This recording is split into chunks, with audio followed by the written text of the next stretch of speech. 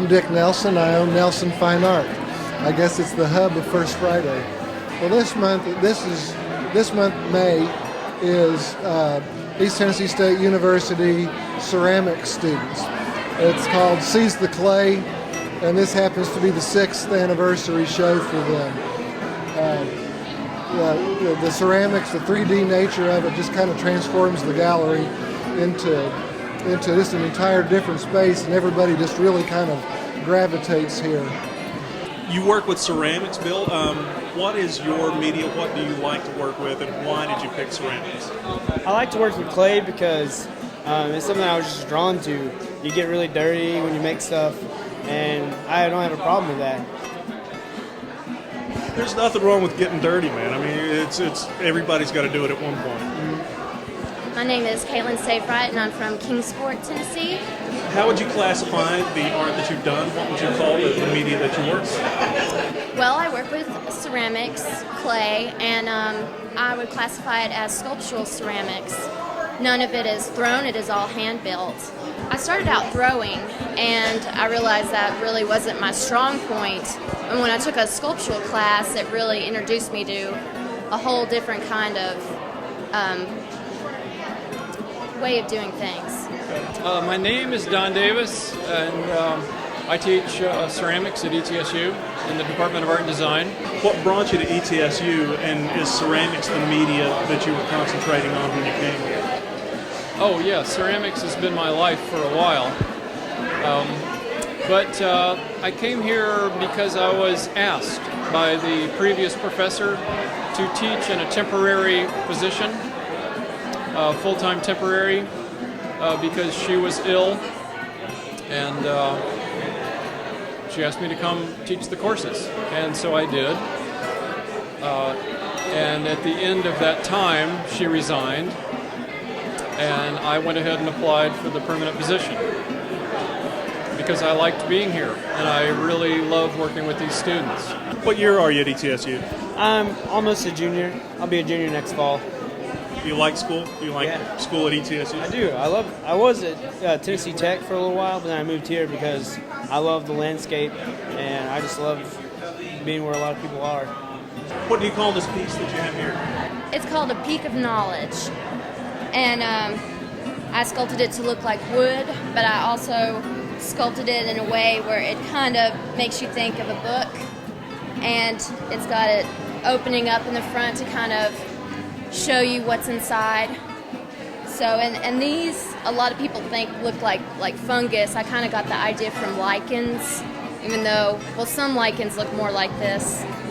But I sculpted from slab forms, letting them dry out to leather hard, and then I use a needle tool and scratch tools to do the intricate little textures. Well, what's your inspiration with what you do with your ceramics? What got you into it for the most part? My inspiration is probably my high school art teachers. Both of them were potters themselves, and so I just kind of went with that. I did what they did, and I really got hooked. But we just started talking, and it has become an annual thing during the month of May. And it's a wonderful opportunity for the students.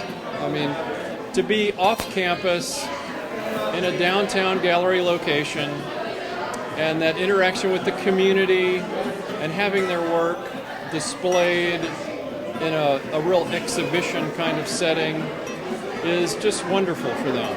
They're so nice here. They're really good people, and I really enjoyed having it here. They have a very nice space, and it got to be at the end of the year, so I got a lot of time to do things. What do you hope to accomplish with your art? I hope to get my Master's of Fine Arts degree in ceramics, and then hopefully become a full-time potter. Yeah, it'll be displayed here for a month, and then I might speak to Nelson to see if I could get some of it displayed here longer. We've spoken to several artists who have their work here tonight. We've spoken to the professor that has worked with this, and all of them have raves for Nelson Fine Art Center and what you're doing here. But what is your goal as far as local art is concerned? Well, of course, my goal is to show as many local artists as I can, and to let our community know how rich we are in creative talent. and I guess in the past 7 years, we've shown work of probably, I don't know, 2,000 or 3,000 different artists. No, I can't be. Yeah, that's probably right. Hey, Mom, I love you. That was really good. Well, you are showing the art of the students here tonight. You do the first Friday shows, and you keep shows up throughout the week. What are the other services you provide here at the gallery? Well, thank you for asking that, because really and truly what drives the gallery, what really kind of is the funding, I can't call it a cash cow because it's not quite, but what really funds it all is our custom framing. When I bought this business 18 years ago, it was a custom framing business, and it had already been around for almost 20 years. So the custom framing is the core of it, and of course my plea to everybody, and maybe not plea, that sounds a little needy, but my request is, when you think about local art, think about Nelson, and when you think about custom framing, remember that the framing that we do here helps support arts in our community.